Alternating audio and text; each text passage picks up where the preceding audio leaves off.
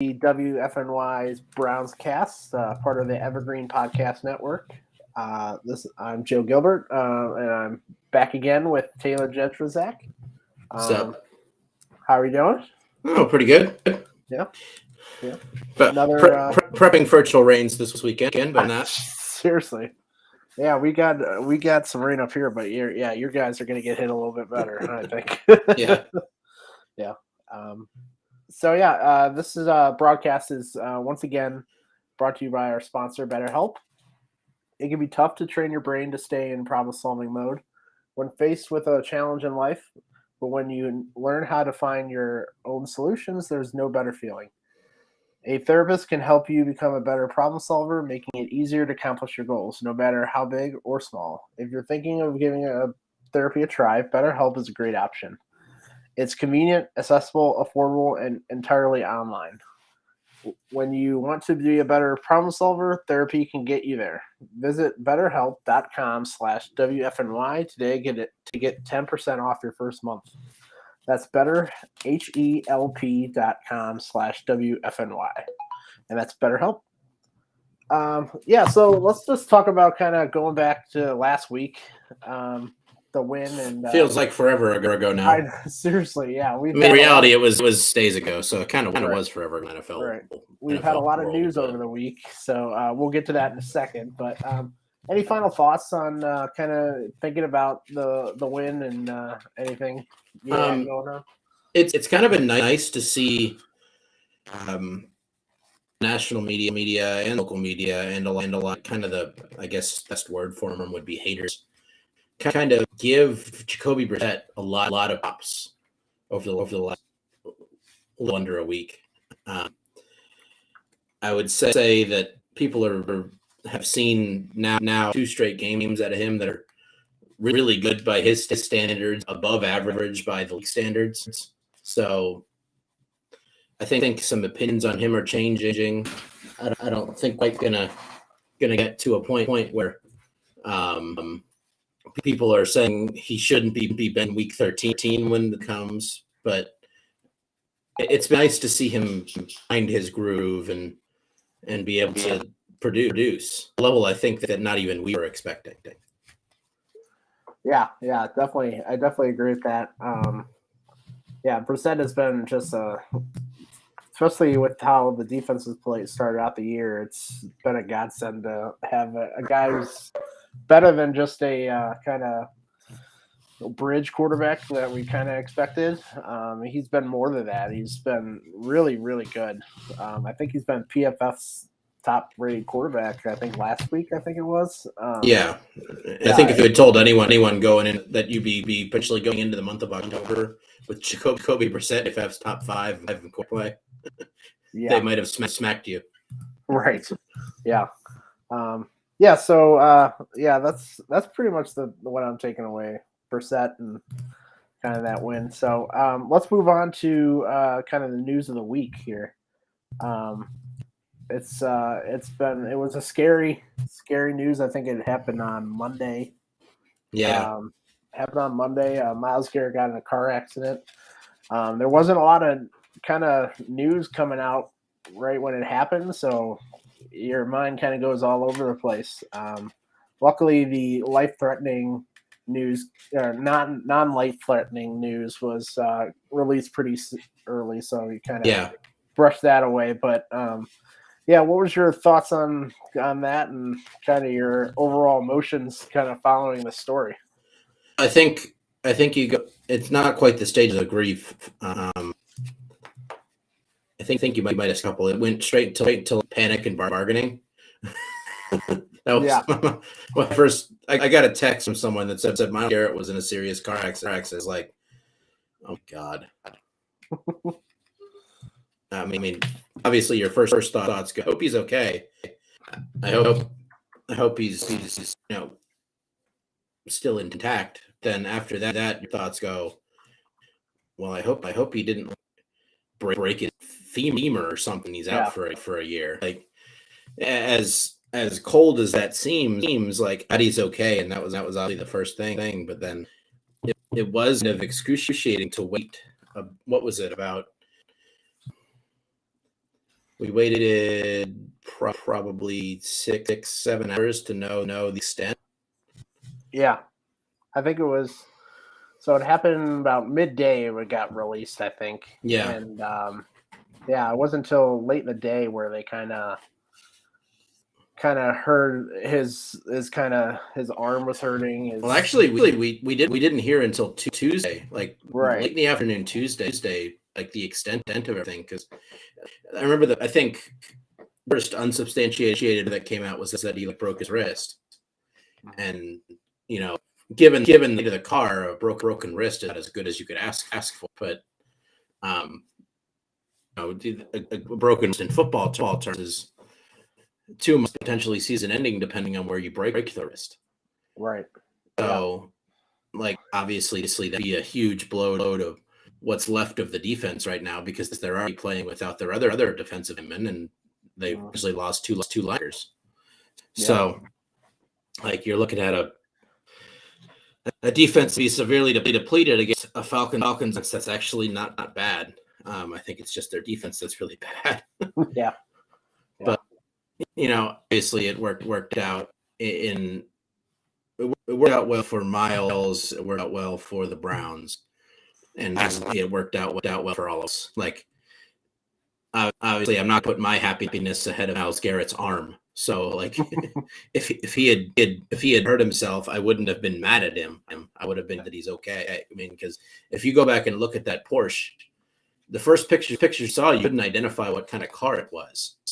Yeah. So, yeah, the fact that he came out of that and walked away is amazing in its own right. So what were your initial thoughts? Yeah, it was just kind of similar to you. It's just like, oh crap, I hope he's all right. Obviously, it's the first thing that goes through your head, and then once I heard non-life threatening injuries, I'm like, then it moves to kind of the football sense almost. You don't want to be kind of. Yeah, it feels callous to think that, but in the same vein, yeah. So just hearing he kind of, after hearing that, he rolled over, I think twice or something, and just having kind of bumps and bruises and strains, that's it's a miracle that he kind of, and it seems like the passenger is in the same kind of similar situation too. So it's just amazing. Kind of thanks for the great architecture of the Porsche and seatbelts. Thanks, seatbelts. Good on you, Porsche.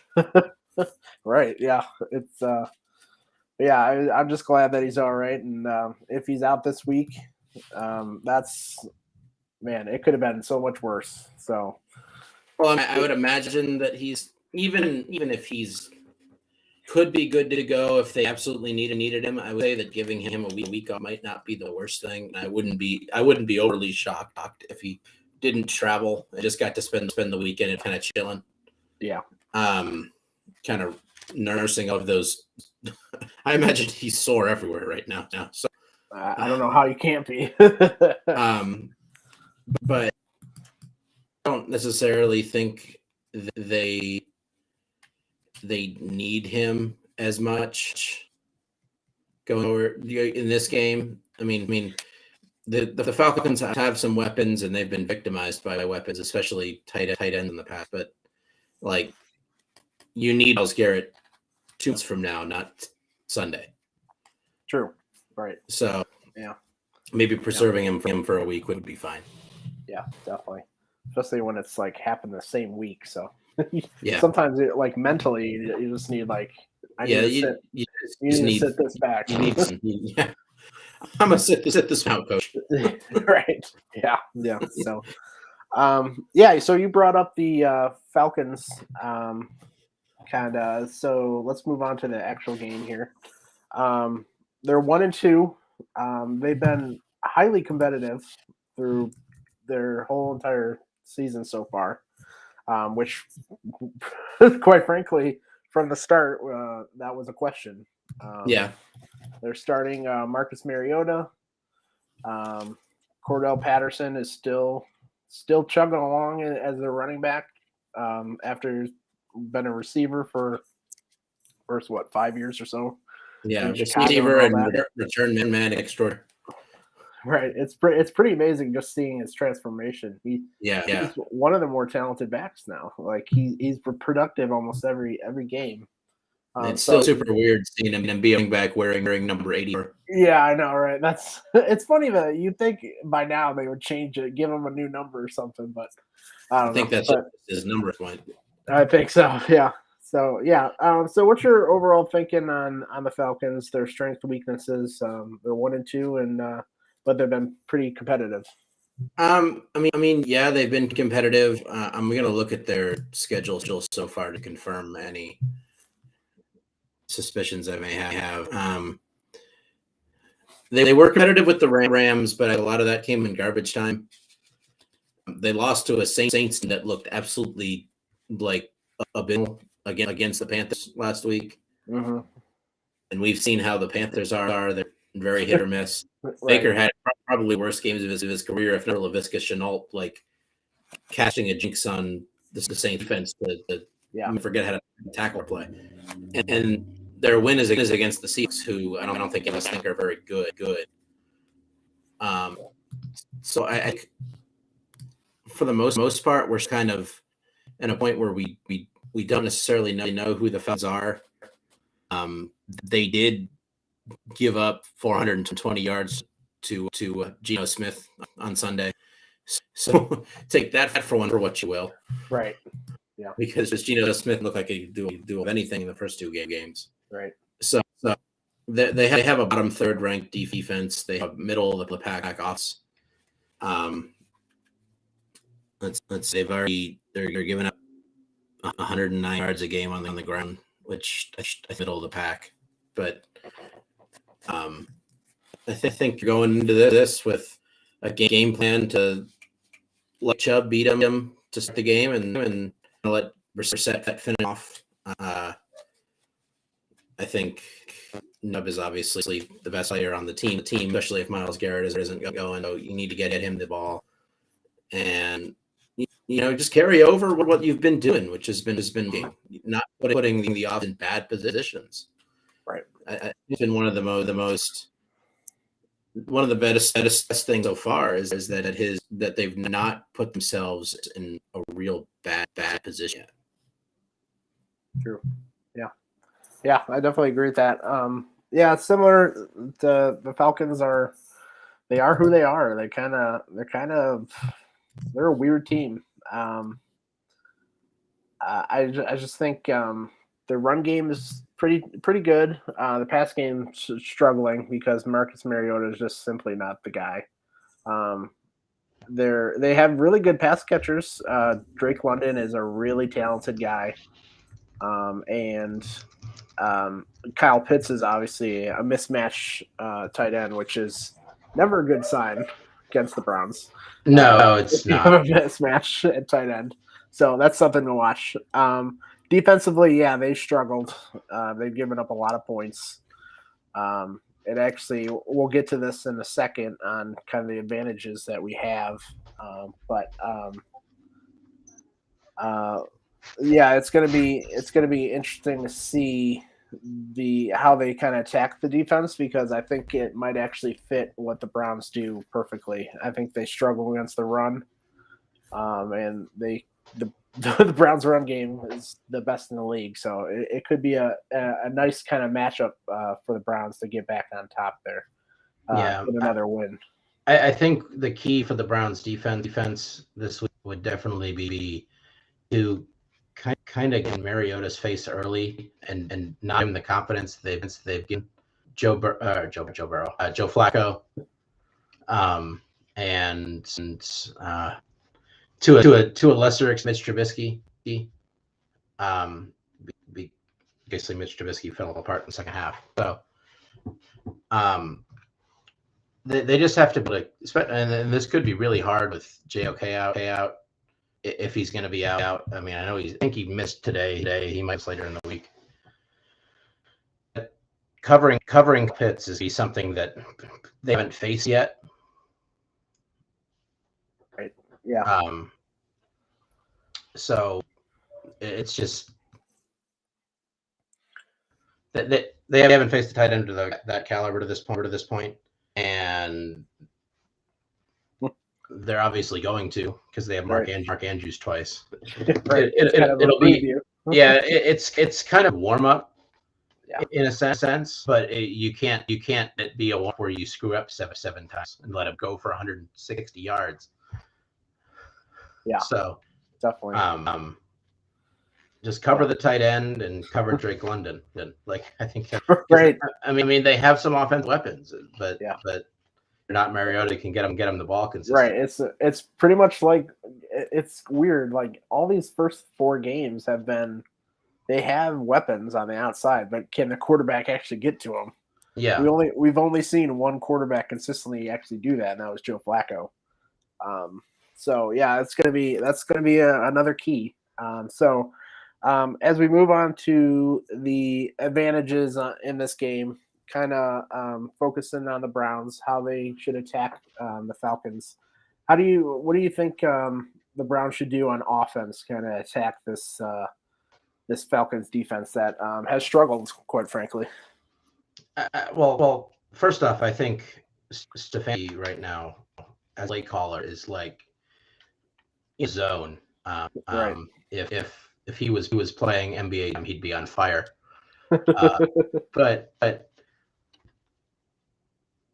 think most important thing for them to do is establish the run.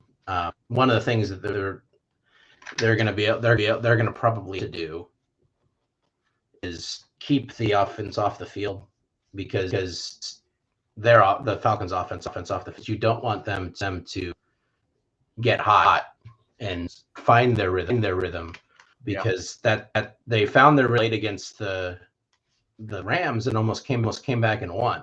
So right. Yeah.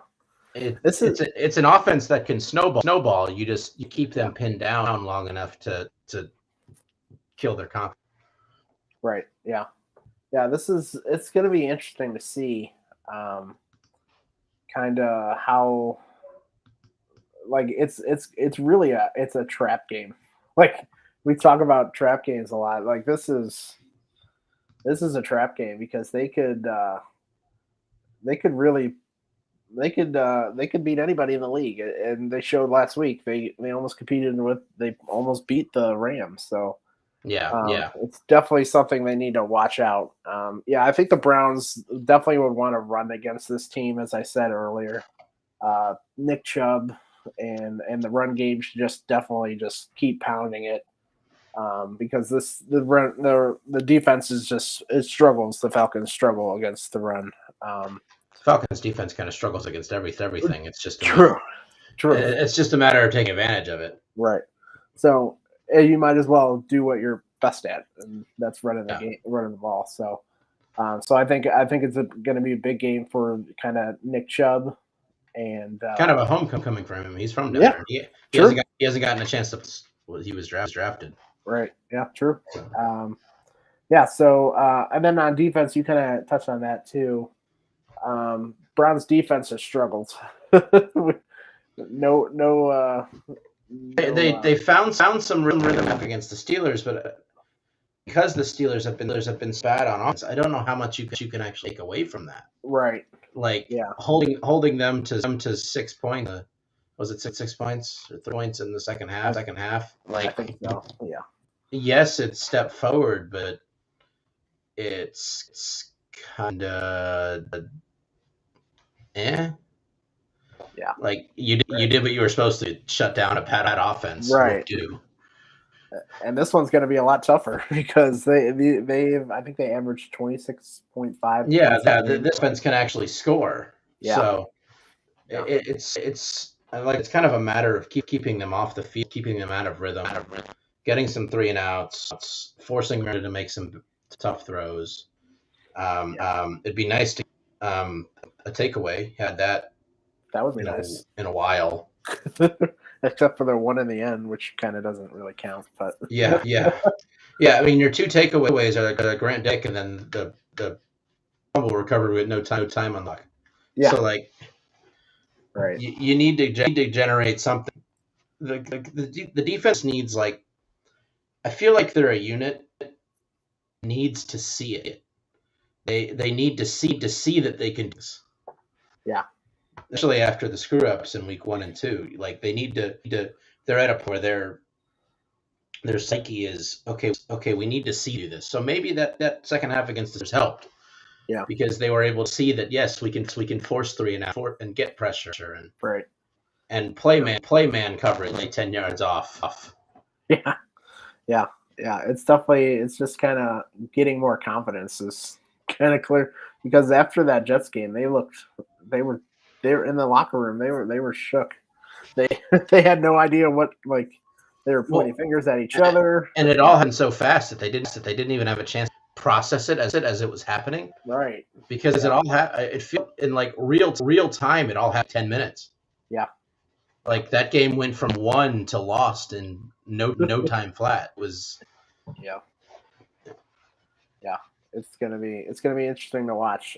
So we talked about kind of offense and defense, what the Browns kind of attacks are. So what are your kind of 2 or 3 keys to the victory for the Browns? What do they need to do? I think turnovers is a big key. I think both not do on offense and getting a couple on defense is big. Because now you're on the road, you don't want to give what's probably going to be a partially Browns crowd anyway. But you don't want to give the Falcons that are there anything to on to.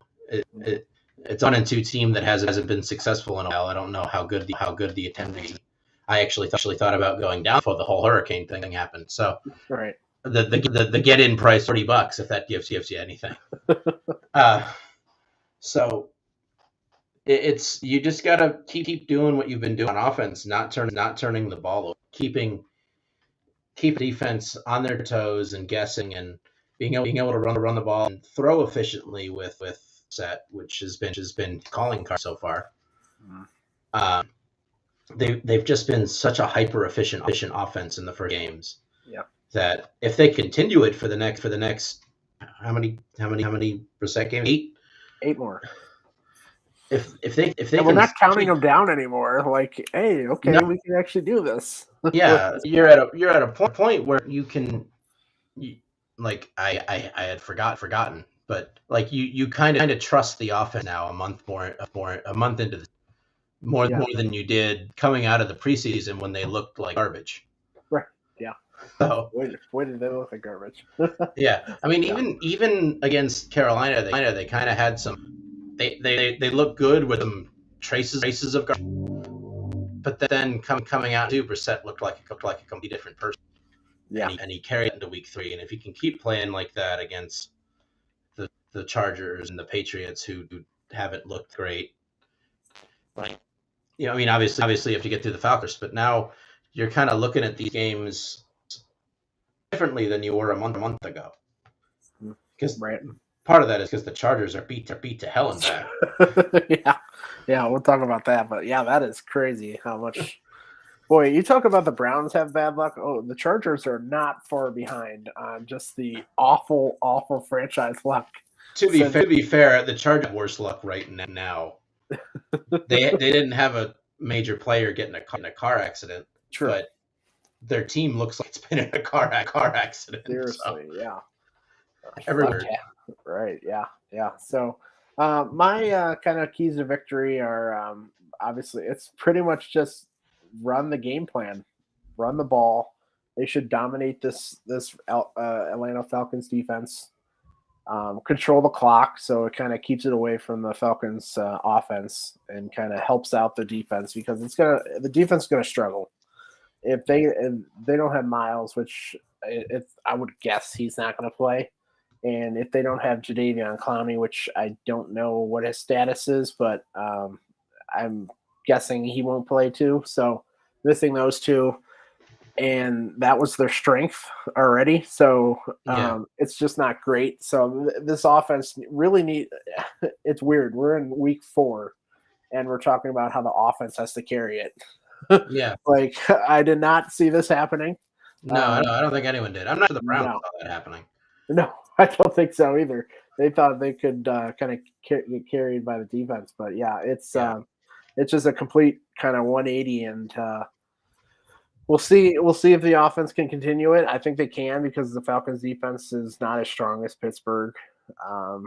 It's weaker. It's probably one of the weakest ones they played this year so far.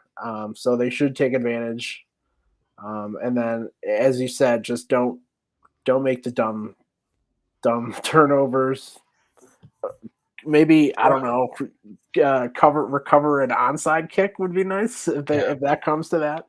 I think one of the keys that they and this goes on past week against the teams that you're better than. Don't give them hope. Right. You gave the Jets too much hope. Yeah, so true. I mean, they were able to move the ball well. He fell down 31 to was it 31-14, 30 to 14. No, 30 to 17. Yeah, they had moved the ball well. They just had scored. Right.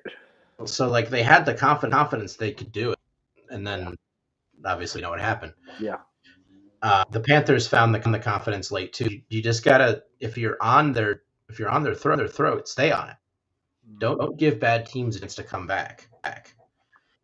Right. The Browns were on the opposite of that for like 15 consecutive years. Don't let them around because they might be right. Yeah. They were like the Falcons. They were always competitive, but they never won. I mean, you're better than the Falcons. You're better than the Patriots. If the Chargers continue to be a walking infirmary, you're better than the Chargers. It's just wild what we're at. You got to beat the teams, and you're playing to start the season. If the Chargers don't get healthy in the next week, you're starting the season 16 better than even with your back quarterback. Yeah, and so did not predict that before the season. I mean, I think you'd probably were better than the Patriots. I think you thought the Chargers were. It might be Brian Hoyer revenge game. I mean, after that, you run into 5 straight that you're probably not better than, unless the Bengals completely fall off wagon in the next 3 weeks.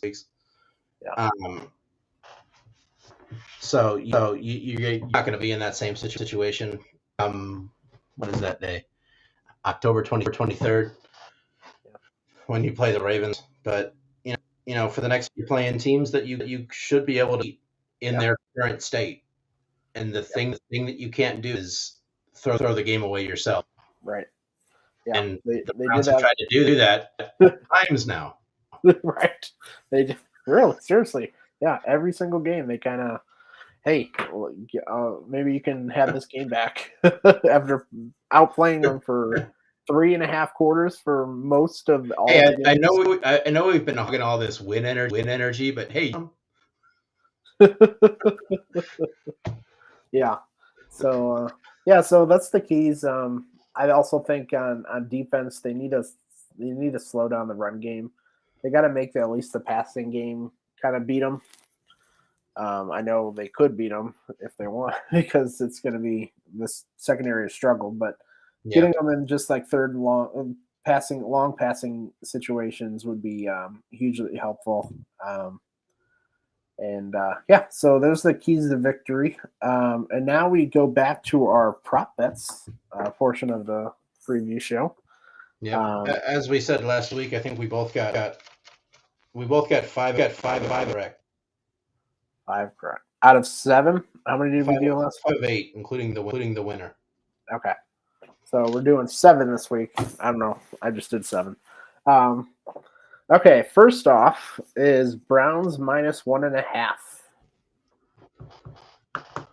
Well, that bet becomes whether or not you think the Browns are going to win, because if they're going to win, they're going to do it by more than a point.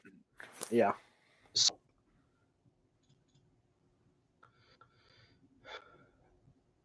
I mean, I would say I would take them to cover that one, just because I don't think that the Falcons will stop them very well. Right. I agree with you. I think Browns cover. I think they beat them by more than 2 points or more than 1 point. So I think they cover. I don't think it'll be easy, but That's a Browns win always, right? Never Yeah. easy. No, I don't. When was when they had an easy win? Yeah. The Bengals last I think so. I think that was the last one. year. Yeah, that game was over by halftime. Yeah. Last one that you'd really consider easy. Yeah. Next one up is over under 48.5 points total for the game. I feel like we're probably going to be on the same wavelength here too. Game's going to be. I would imagine both teams are going to score at least 24 points. Yeah. And that's part of that might be making a lot of faith in the Browns defense right now. Come out and prove us totally wrong. But, or I think that the Falcons are probably going to be able to points. I just think the Browns will be able to put up a little easier. Yeah. So taking an over 48.5 feels good. Yeah, I'm the same wavelength. 48.5. I think if the Falcons somehow don't get 24 points, I think the Browns will. The Falcons will get 24 points. The Browns are going to beat them by 20. Yeah, right. Yeah, it's gonna be a high scoring game. I think the only way it's a lower scoring game is if the Browns just control the clock in like an insane like Army Navy kind of way. Imagine if they brought a triple option with right, like that's basically Njoku as the fullback, and Chubb on either wing. Boy, that would be fun to watch. I would pay to watch that kind of offense. I wouldn't put it past, but I don't think it's happening. True.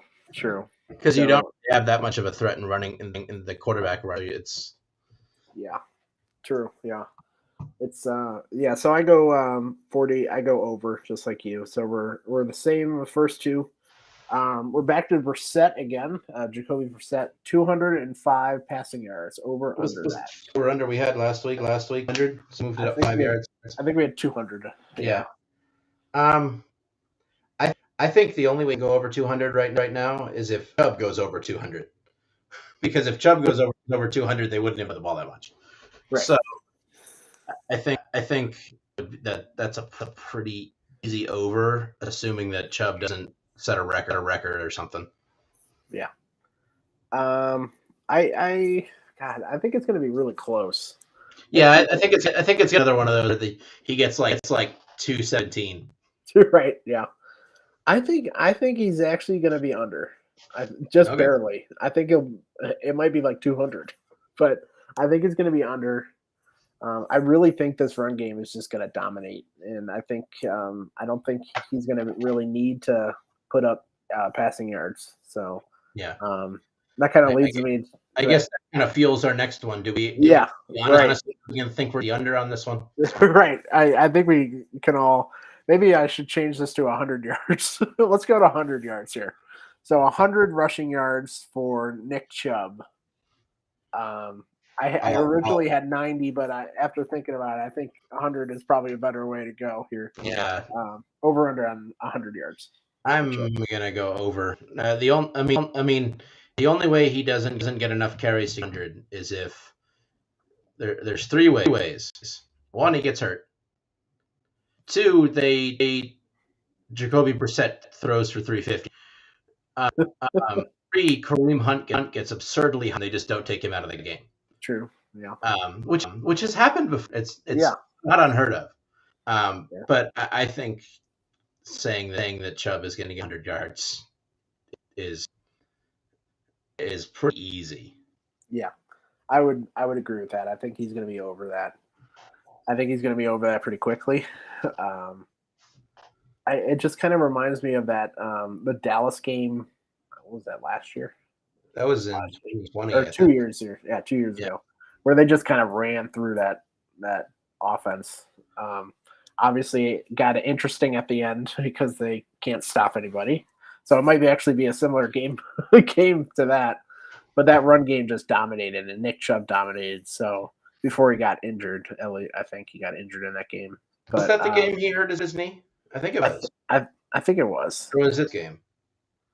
I know it was a dome game. I think it was that game. Yeah. I think it was that game. Yeah. So, I definitely think 100 yards is going to be over that. So we're agreeing on 3 of the 4 here so far. Over under, I actually wrote Chubb on here, but it's actually 63 receiving yards for Cooper, Murray Cooper. Over under.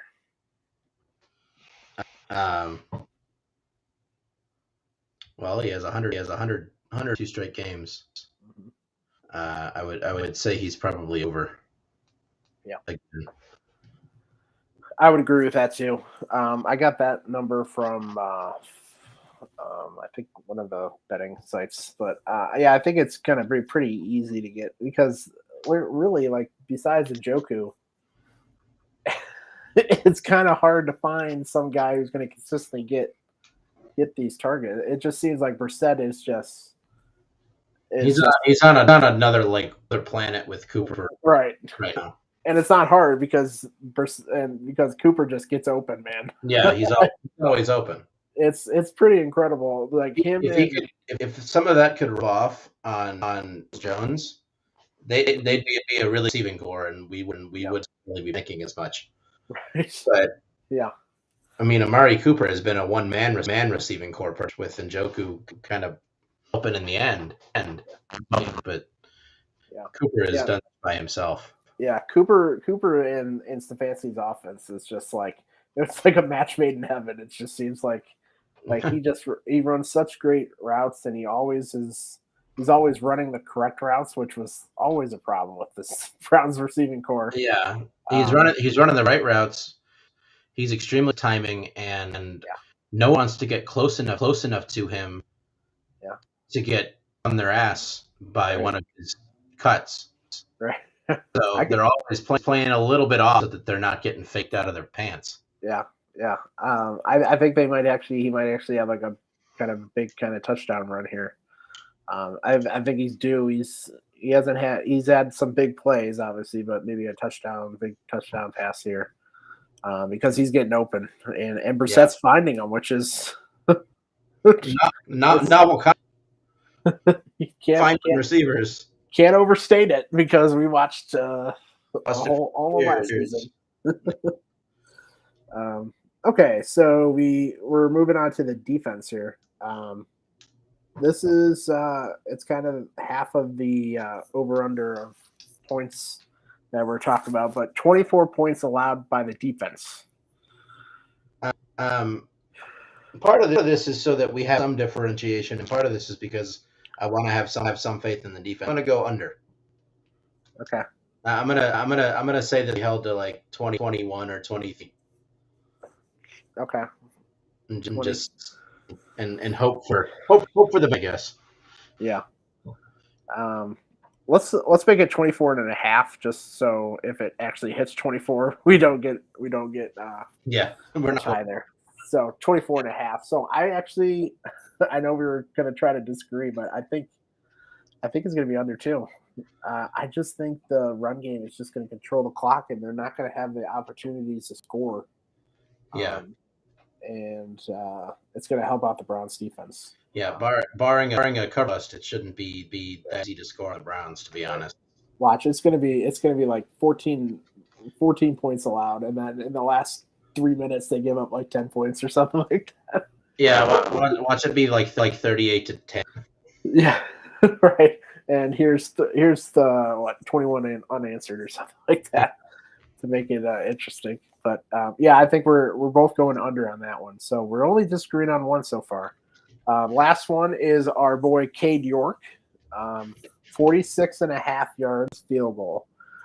It's inside, so it's definitely going to be the easiest conditions he's ever going to probably do this year, besides the other dome game, I think, in Houston. But what do you think? Miami pretty easy. True, and maybe San Diego or LA or whatever it is. LA's coming to Cleveland. Oh yeah, that's right. So no, that's not going to be easy. What do you think? 46.5 yard field goal, over under? I think under. That implies that the closest they could get on a given drive was the 30. I know you have to think like that too, especially with Stefanski. He'll go for it on 4th and 2 or 3. I don't think Stefanski's gonna necessarily this defense until it gives him reason to, and I don't think he's going to settle for long field goals if it's 4th and 3 or less. Yeah. I will say over, just to be the contrarian here. I think because it's going to be, I think we're going to really see his leg in the inside. It's going to be kind of fun to watch to see him just kind of. Hopefully they stop screwing around with kick it to the goal line and just put it out of the back of the end. Please, yes, please, just kick it out of the end zone. Because he can do it every single time. Just kick it out of the end zone. I'm not here for it. We had too many screw ups last week especially against the Jets. Yeah. Too many screw ups on special teams coverage. Just kick it for a touchback. Start at 25. Make them go 75 yards. Right. I totally agree. It's just like I don't know why Prefer has that strategy. Like it hasn't worked for 3.5 years now. Or like I understand it. I understand it from a logistic point. Like yeah. Oh, I do. If you can return it and they'd only get it to the 17-yard line. That's 8 yards you're gaining. But you got to have the coverage team to be able to do it. Right. And then they haven't proven that they have the coverage team to be able to do it. Right. Yeah, like the track record says, stop doing it. Yeah. Track record says, like stop doing it. Do it when you actually think that your coverage team can down them inside the 20. Right. Yeah. So, okay, so those are our 7 prop bets. Let's go to our kind of score and game prediction. We kind of showed what we were leaning towards. So, but what do you think specific wise score and game? I mean, given that we both picked the Browns to cover, and that we're both picking the Browns to win, I think that this is another week where they go out and barring something surprising from the Falcons defense, I would say that 30 points is probably where you're going to end up. Because the Browns offense has been so good. Yeah. And I mean, they 30 last week, 29 like at the end, and that was the best defense they've played so far. But even then, they're still pretty good against that defense. Moving the ball, they just didn't score the points to do. Yeah. I would say that the Browns are going to win. I'm going to go 30-21. 30-21. I'm actually pretty similar to that. I actually wrote down 30-20. I think the Browns win. I think it's not going to be easy, obviously, but I think as long as it's in your case, it's 30-13 late in the game to score a garbage touchdown. Right. Yeah. It's not like to go one possession like that. Yeah. As long as it's not, oh my God, the Browns they're up 23-20 with 4 minutes to go. Right. Yeah. I don't want to I'd like to have a relatively stress-free game. Yeah. I would like to not have to watch an onside kick. That would be nice. Yeah, it would be rather nice, wouldn't it? Or at least if it happens that you actually can field it rather than just hope it goes out of bounds. Yeah. I don't. They're all strategy on those. Those has been not great. Yeah. Not great. No. That's putting it nicely. Not great. Yeah. I think so. Yeah, I think 30-20. I think the Falcons score on 4 of their drives.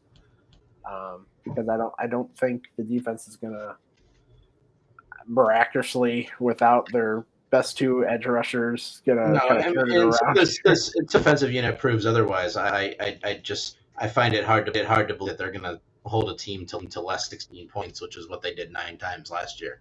Yeah. Until they show me that, I can't believe it's gonna happen. Yeah. True. Yeah. Any final thoughts on the game? We kind of touched on a lot of things here. So, any final thoughts, summarization here? Please don't screw up. Yeah, don't screw up. Don't get to Atlanta Saturday morning. You don't need to give the Saturday night in Atlanta. Oh yeah. Point on that one.